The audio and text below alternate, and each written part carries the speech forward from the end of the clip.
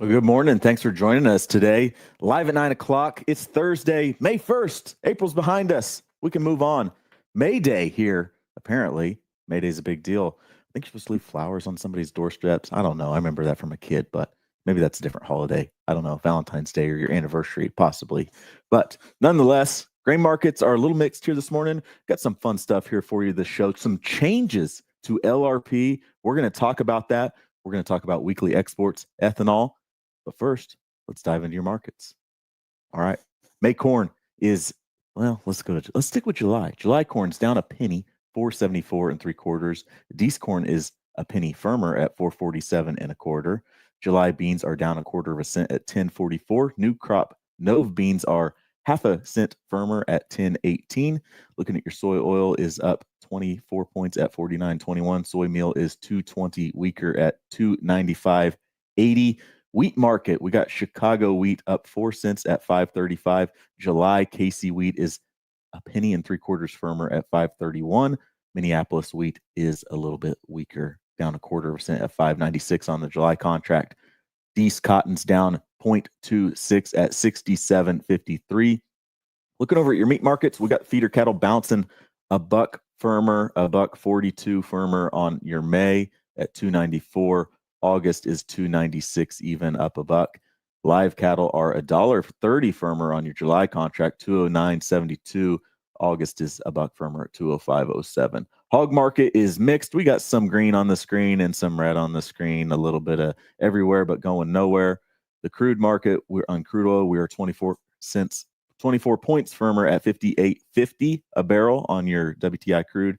Diesel is a penny firmer at 201. Nat gas is 3 cents higher at 335. The Dow is up 262 at 41,031. The S&P is up 58 points firmer at 5,644. The Nasdaq 262 points firmer at 19,916. Still below 20,000. The Russell's 15 points firmer. Bitcoin's 2,170 points firmer, 96,865. Can we get back to 100,000 on Bitcoin?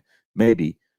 Gold is weaker. Silver is weaker. The U.S. dollar is 400 points firmer, 99,675. The dollar firming up. The 2-year and the 10-year are also higher. So, all right, dive into some headlines here. What do I got first? May Day holiday. Had to Google it. Didn't know. May 1st, thought it was something, but commemorates the 1886 Haymarket riot in Chicago.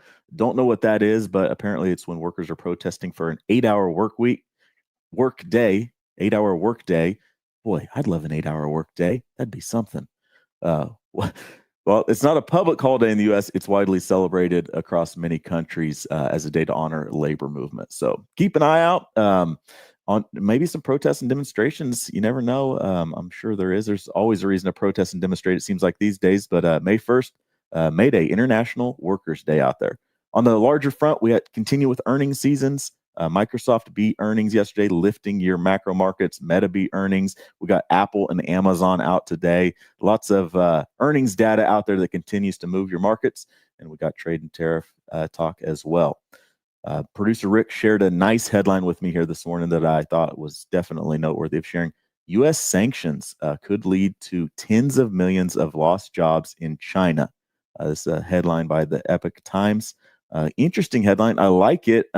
Because we often focus on local impacts here at home and not so much as what is the trade tariff, what's the conflict doing elsewhere, and is it being effective versus near-term pain? Is it going to pay off for long-term gain? So in this article, the impact may be larger because of indirect effects on various businesses, including suppliers, for export manufacturers, packaging companies, logistic companies, lots of companies and jobs tied to China's manufacturing sector for the goods being shipped and sold to the U.S. So this number of lost jobs in China could be larger, could be 30 to 35 million jobs.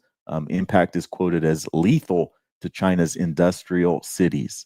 So before the tariff conflict began, you got to remember, too, that China's economy was in question, and how their economy is situated, the strength of their economy was definitely in question prior to these tariffs going into effect. So we get saturated with headlines about the local impact here in the U.S., but got to look across the pond and see what's happening on the other side there of this trade war. So to me, I don't know.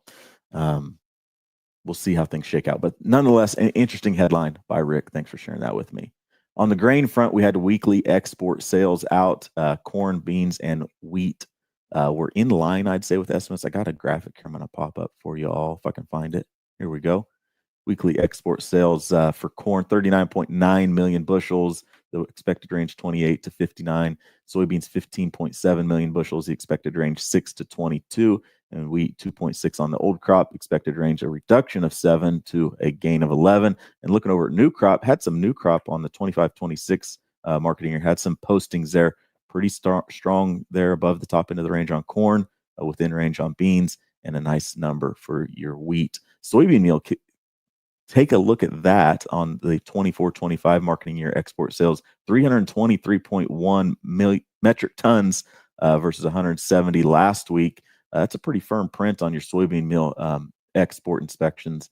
Morocco, the Philippines, Colombia, they were the big takers on this week's weekly export sales. Beef and pork, not on this graphic, but they also had a decent week of sales. Not huge, but it's good to see them bounce back and post some stuff on the board. Beef was 25% better than a week ago and 6% above the 4-week average. And pork was 34% above the 4-week average on their weekly export sales. So also had some EIA data out yesterday.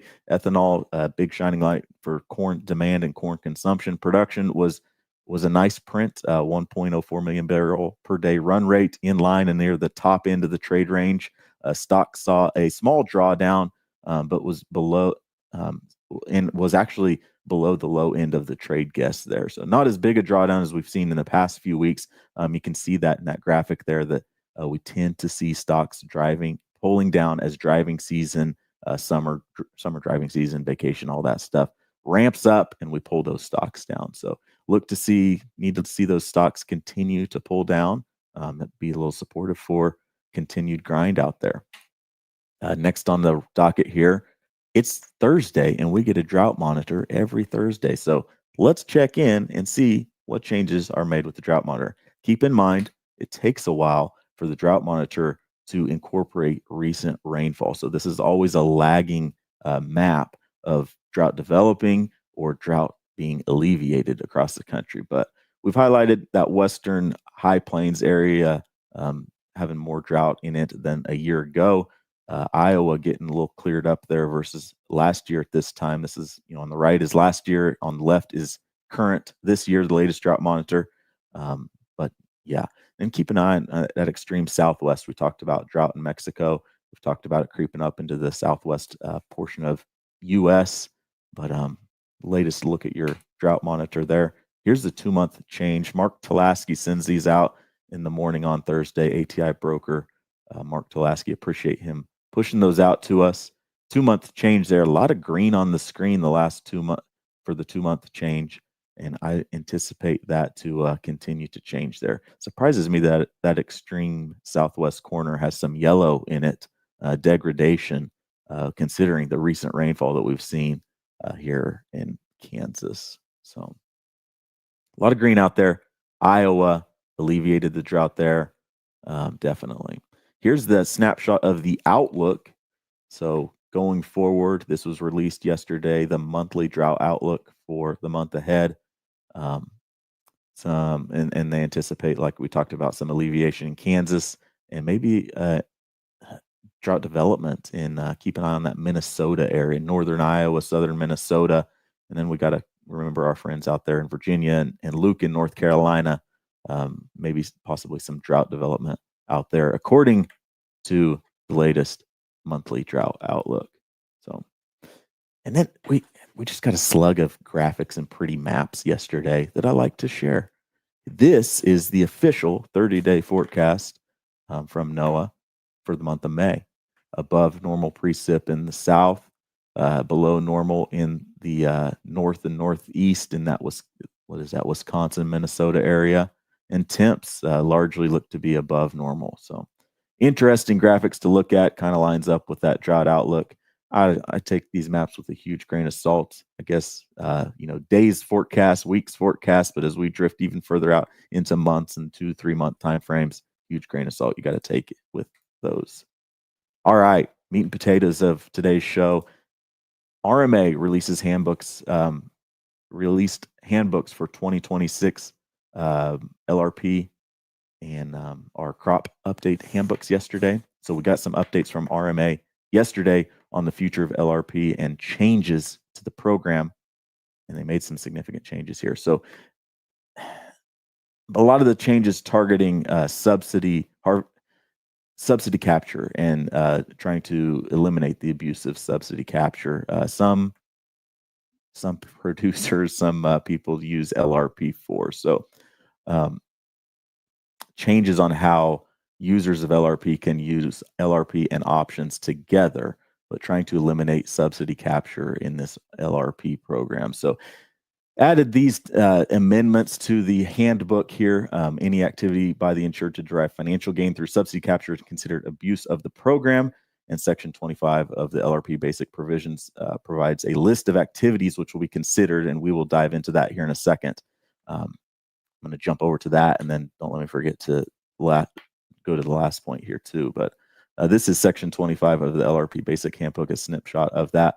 But unless a producer can demonstrate a clear and inadvertent error, the following practices are presumed to be subsidy capture and are in violation of Section 4. So if you buy an endorsement, an LRP endorsement, and also open a new short put option on the relevant livestock futures contract such that the put option expiration date is within 4 days of the endorsement end date, the option is sold within 2 trading days or 5 trading days after the effective date, those are deemed capturing or harvesting that subsidy. So interesting there.